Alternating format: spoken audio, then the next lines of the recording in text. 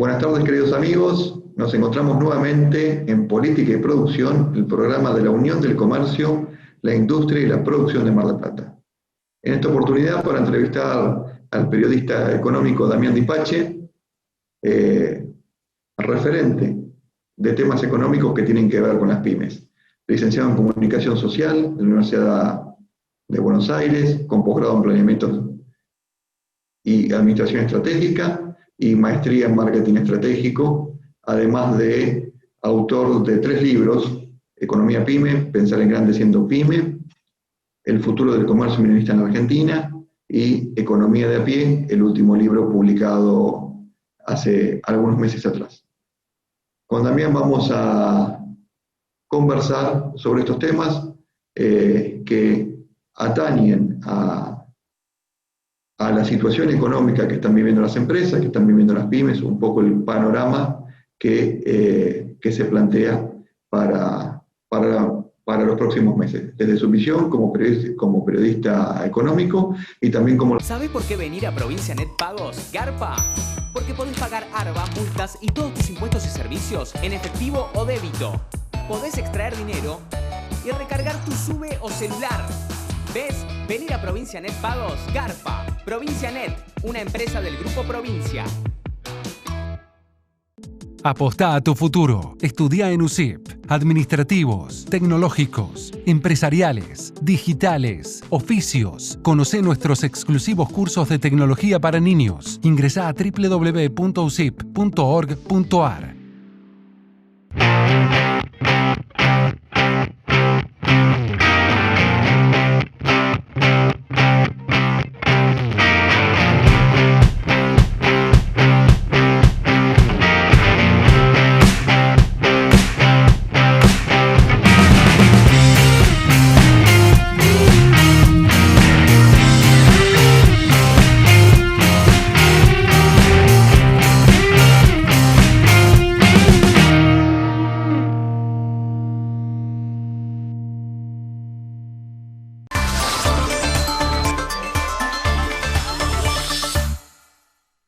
Como les dijimos, queridos televidentes, nos encontramos con Damián Dipache, periodista económico de renombre en nuestro país, para desarrollar un poco y charlar sobre estas cuestiones que nos han tenido todo, que es un poco la incertidumbre que estamos teniendo económica en esta pandemia, y bueno, cuáles son las expectativas un poco futuro que se vienen planteando.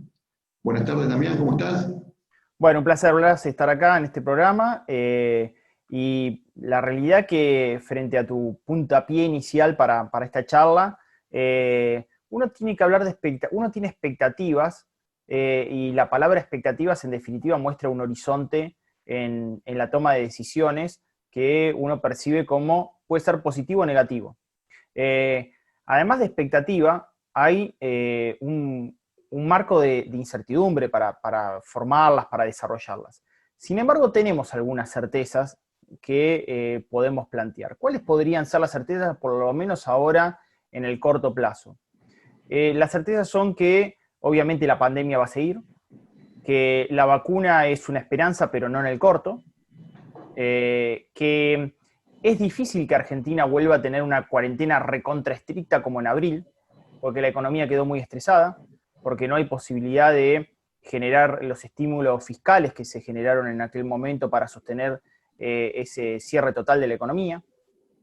Y después, también tenemos certezas de que estamos en vísperas de un acuerdo con el Fondo Monetario Internacional, que de alguna manera se plantea como una oportunidad, porque vos no tenés un programa económico, no sabés cuál es la política monetaria, fiscal de los próximos años del gobierno. Y creo que eso es una oportunidad, y no debería pasarle al gobierno lo que le pasó con el acuerdo con los acreedores, que se diluyó rápidamente y fue empantanada por una serie de leyes y regulaciones que fueron anti-inversión.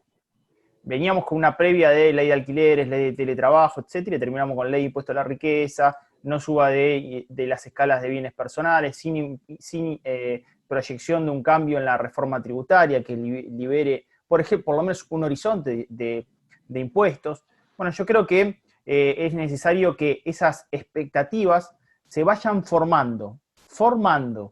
No digo que tengan un cierre final, sino que las vayamos formando como sociedad en forma colectiva. Hoy, seguramente en el medio de la pandemia, esas expectativas van a ser negativas, y me parece que hay que convertirlas de alguna forma en el tiempo en positivas. Cuando vos decís que esas expectativas se vayan formando más allá de lo intrapersonal de cada uno, lo que piense cada uno, ¿tiene que haber señales del Estado en algún sentido al respecto? Claro, si vos en materia fiscal tenés un déficit del 4,5%, que fue lo proyectado para el 2021 en el presupuesto, es muy difícil que el Estado te pueda plantear baja de impuestos. Al contrario, necesita más impuestos, más recaudación, y la realidad es que incluso con eso no le alcanza. Por eso tiene un déficit fiscal.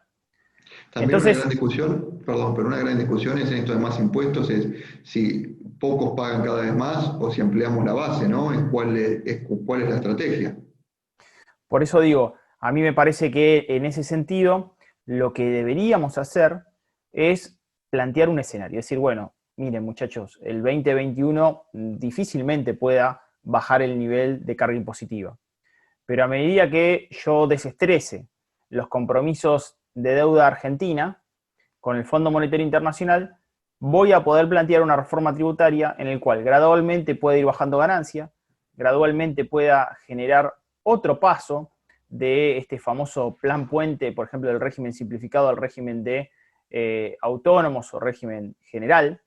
Creo que se manda un proyecto de ley que en definitiva no tiene evidencia empírica ni casuística de lo que pasa en América Latina respecto de la formación de una MIPYME, o sea, del más chiquitito, el eslabón más pequeño. Y creo que Argentina tiene que comenzar a sembrar las pymes del futuro. Son el 97% del volumen empresario, pero Argentina va a terminar, después de Venezuela, con la menor densidad empresaria por cantidad de habitantes de América Latina. O sea, el dato es malo, el punto de partida es malo. Hay un informe del IERAL que se lo cuenta, en el cual se muestra que el año pasado cerraron 21.000 MIPYMES, que se perdieron más de 1.200.000 fuentes de trabajo, entre formal e informal, porque no solamente tenemos que contar lo formal. Y bueno, la realidad es que Argentina tiene que plantear un escenario donde la inversión, la producción y el empleo sean los ejes, y estén basados en incentivos para que se recuperen, porque de hace 10 años oficialismo y oposición no lo lograron. Cuando vos decís esto de la cantidad de MIPYMES que cerraron, obviamente inferimos de que el índice de mortalidad está siendo mucho más grande que el índice de natalidad de empresas acá en la Argentina, ¿no? Y por eso terminamos con este saldo negativo. Una de las grandes cuestiones que pasa en Argentina es que las empresas no superan los 2 años. ¿Cómo se puede llegar a acompañar este proceso por parte del Estado, por parte de los privados, buscar herramientas o mecanismos justamente para que superen, no dar este pequeño empujón a las empresas?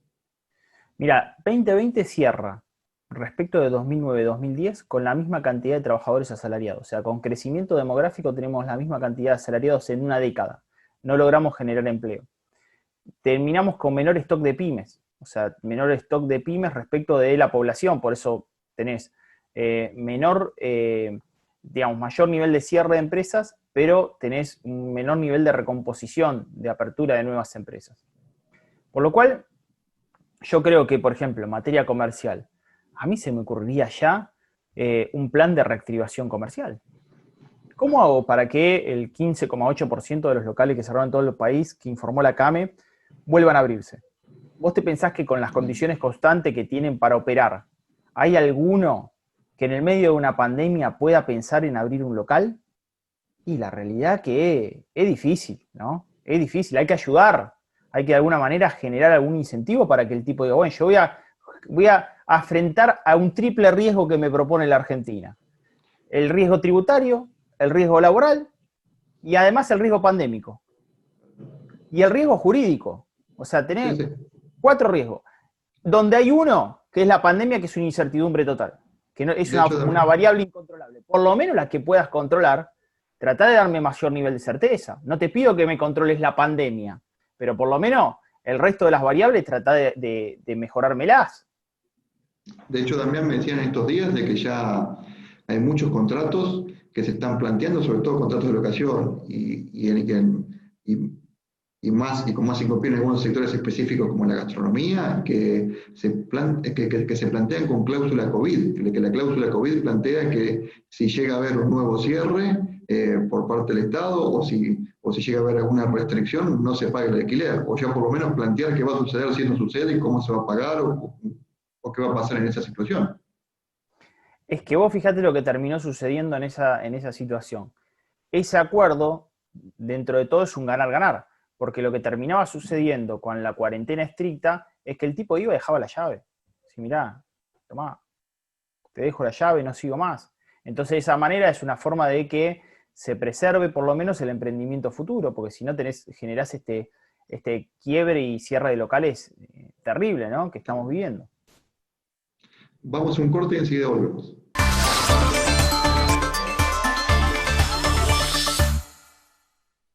Apostá a tu futuro. Estudia en USIP. Administrativos, tecnológicos, empresariales, digitales, oficios. Conocé nuestros exclusivos cursos de tecnología para niños. Ingresá a www.usip.org.ar.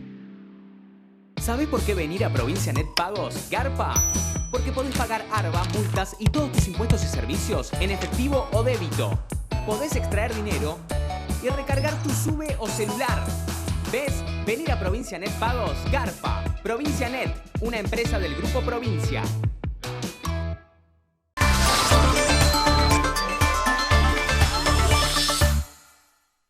Continuamos con Damián Dipache, periodista económico, con quien hablábamos en el bloque anterior sobre la mortalidad de las pymes y cómo nos pasaban el segundo año. Una de las realidades que también sucede es que muchos emprendimientos, muchas pymes, incluso empresas unipersonales, porque se adhieren al monotributo y de esta manera rápidamente empiezan con la actividad. Y a medida que empiezan a crecer, se encuentran con una complejidad que hace que, superados ciertos umbrales o ciertos límites de facturación, tengan que inscribirse, y este salto genera un impacto muy grande, lo cual hace muchas veces a esta situación de mortalidad de las empresas.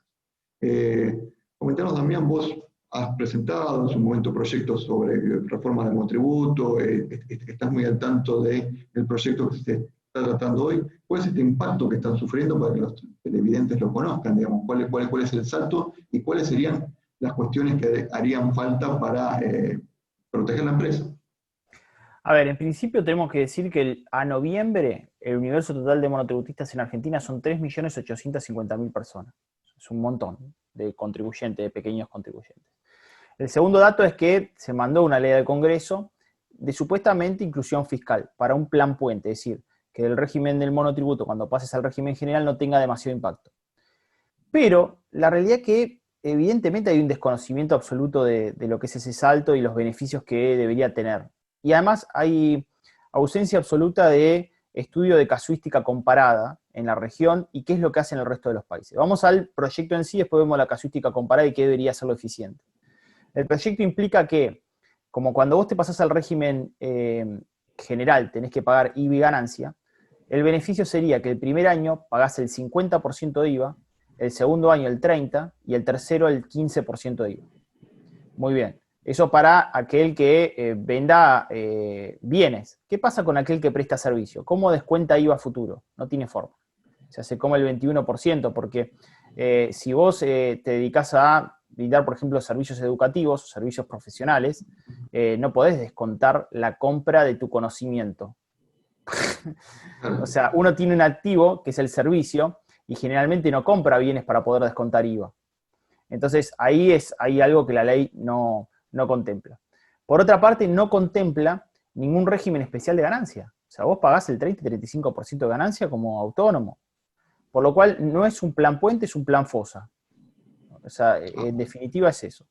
¿Qué pasa? ¿Cuál es el segundo beneficio? Que aquellos que se hayan pasado del monotributo puedan volver al régimen de responsable inscripto cuando se actualicen las categorías. Si vos te pasaste al régimen de autónomo por tu facturación, puedas volver por excepción este año al régimen de autónomo. Eso sería lo que plantea la ley. Por lo cual no hay beneficios. No se encuentran los beneficios palpables como para que en definitiva tengas un plazo gradual, escalonado, con desarrollo de musculatura y recaudación del ente tributario. Vos fijate lo que pasa en Brasil. Brasil el régimen simplificado es hasta $947.000. $947.000. En Argentina hoy el límite del servicio es $12.000 y el de bienes es $17.000. Y a medida que más facturas, más vas pagando. Cuando llegas a $947.000, ¿cuánto pagas de ganancia? Pagás un 30% de ganancia. Pero tenés que llegar a $947.000. ¿Y desde qué partís? Partís desde un 5, 7, 8, escalonadamente vas pagando más a medida que más facturas. ¿Cuánto es en Uruguay? Es de $500.000 el tope de régimen simplificado y pagas del 3 al 12% de la facturación bruta hasta ese tope. ¿Cómo es en Chile? Tienen un régimen simplificado por el cual la persona puede descontar de sus impuestos otros impuestos chilenos. Por ejemplo, cuando se pasa de régimen, puede descontar del pago de ganancia bienes personales. Entonces tiene una forma de compensación ese impuesto. Es decir, en Argentina lo que estamos haciendo es que en definitiva los pequeños contribuyentes no quieran crecer. Se detengan en su crecimiento porque saben que al saltar de régimen el riesgo es mayor y el castigo, la pena es muy dura y la potencialidad de crecimiento futuro es imposible. Entonces, una ralentización para generar un restock de empresa. Porque si vos le das gradualidad, seguramente en el medio del camino, supongamos que el límite es hasta $500.000 o $1.000.000, como pasa en Brasil, en el camino vas a necesitar más empleados, porque generaste más volumen y más facturación. En el camino vas a necesitar más bienes de capital, por lo cual capitalizaste el sistema económico y tu empresa. Y en el camino te vas a convertir de un pequeño contribuyente en un microempresario, pyme. Y en el camino ya dejaste las bases para que se convierta en un pequeño, y en el camino dejaste la base para que se convierta en un mediano. La verdad que no se entiende cómo la política conoce tan poco de la realidad empresaria argentina y las necesidades futuras de generación de producción y empleo en nuestro país.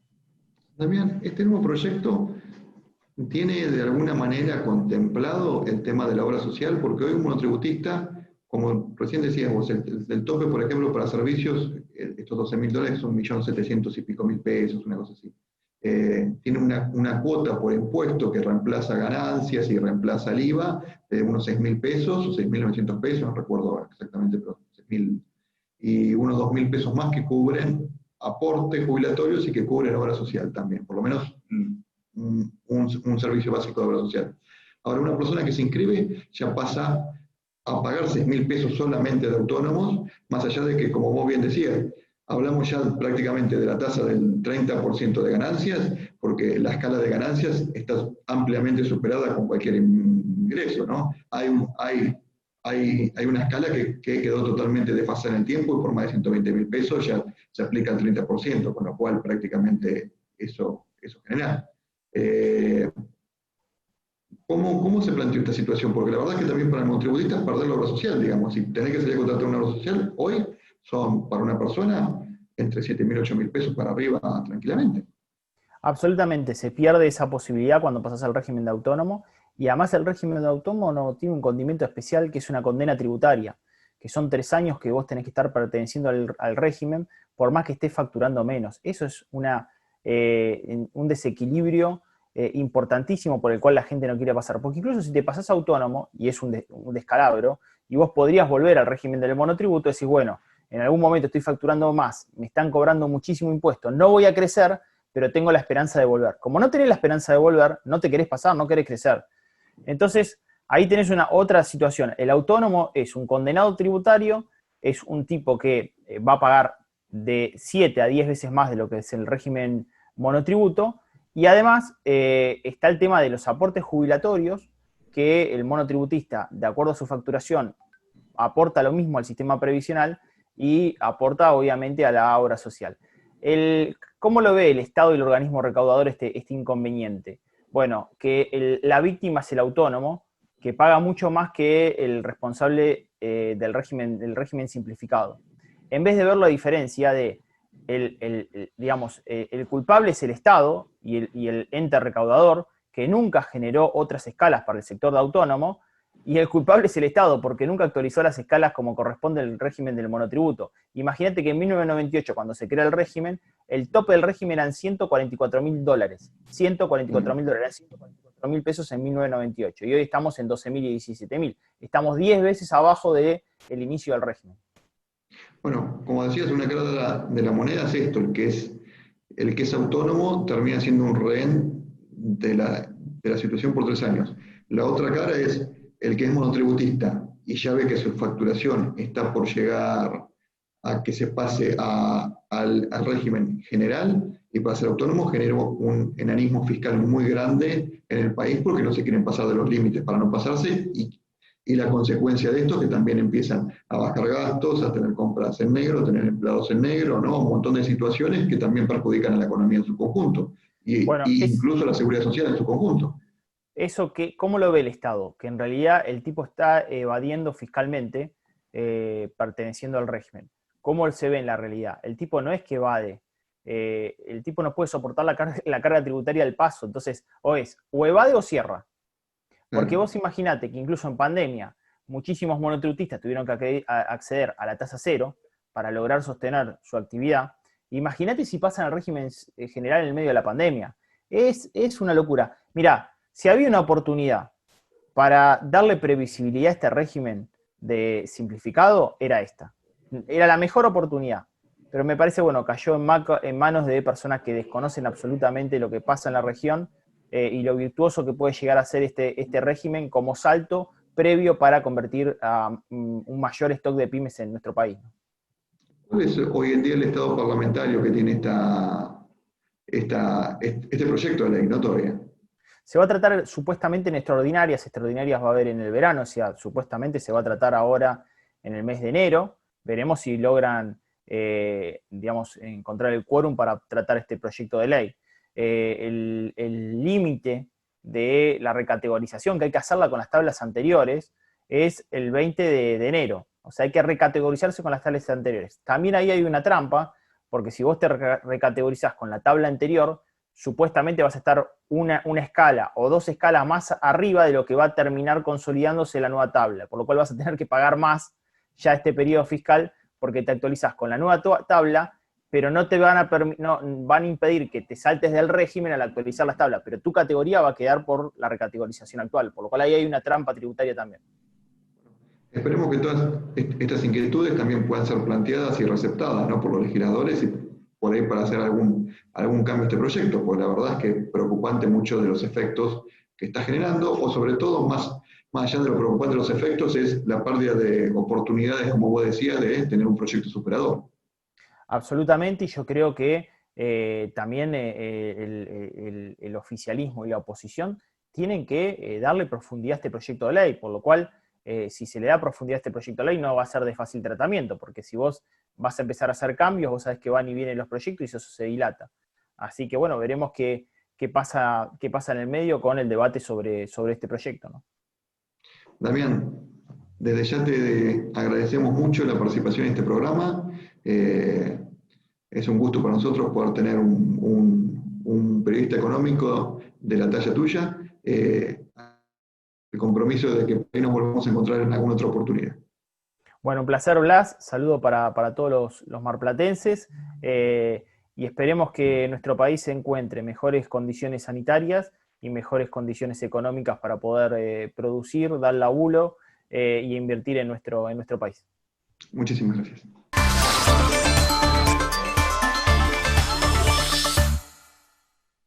Apostá a tu futuro. Estudia en USIP. Administrativos, tecnológicos, empresariales, digitales, oficios. Conocé nuestros exclusivos cursos de tecnología para niños. Ingresá a www.usip.org.ar.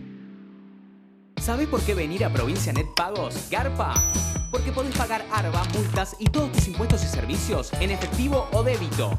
Podés extraer dinero y recargar tu SUBE o celular. ¿Ves? Venir a Provincia Net Pagos, Garpa. Provincia Net, una empresa del Grupo Provincia.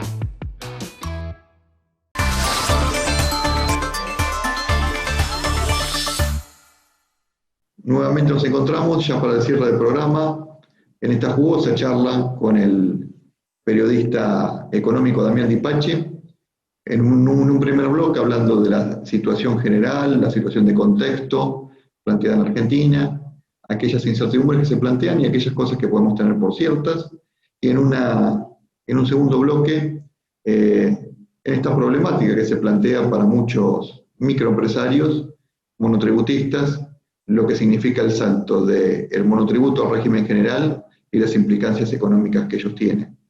Como también así, cuáles deberían ser las cuestiones que deberían preverse en este proyecto de ley que actualmente está girando en la legislatura nacional.